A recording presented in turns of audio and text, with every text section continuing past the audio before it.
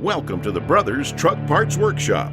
Guys, this is the radio that we have chosen to install in our 1979 C10. If you remember last week, we went ahead and refurbished the dashboard, installing a new bezel trim piece, correct? Right, and when we did that, we got rid of that big giant square that the DIN radio was in before, so now we're going to go back to a classic fit radio that has knobs, and this radio fits the bill for that.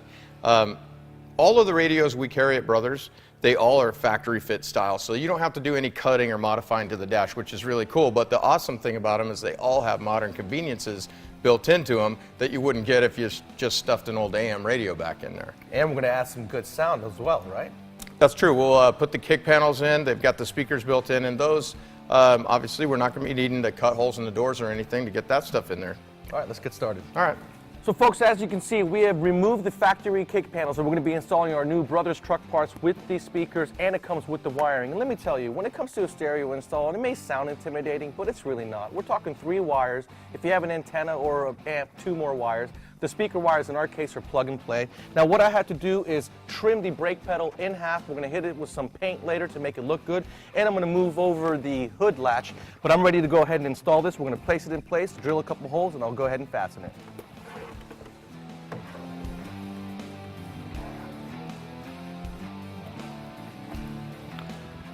All right, folks, as you can see, we've installed the microphone for our Bluetooth, giving you hands-free connectivity. And then in this particular truck, it may not be the same for all trucks, but we did have to remove this air duct. 1 bolt, a little bit of finagling takes it out, giving us all the access we need to install our radio from the back side and make our wiring look good. This is the speaker connector. We're not going to be using the rear speaker, so make sure you take a little time and tie it up, making it easier for you to read and install your speakers.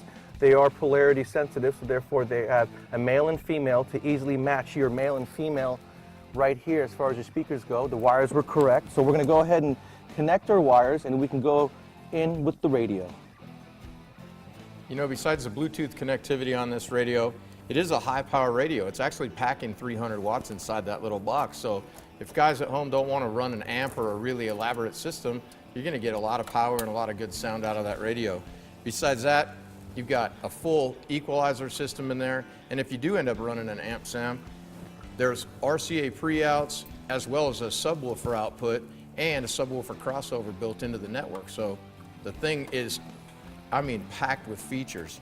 And some of the cool stuff we'll be showing once we get this thing plugged in and usable, but there's a couple cool features coming in once we get it turned on that I really like. And all with that classic look. That's cool. Yeah, that's cool.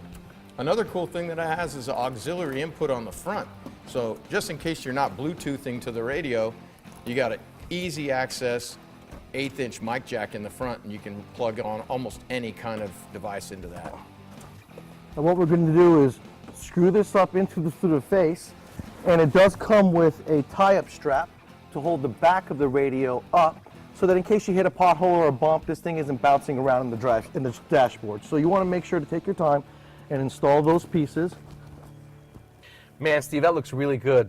All we got to do is button up a few things and we're done. That's right. And you know what we've done today? We've done something that's nearly impossible. We've added modern convenience, modern comfort to a classic truck.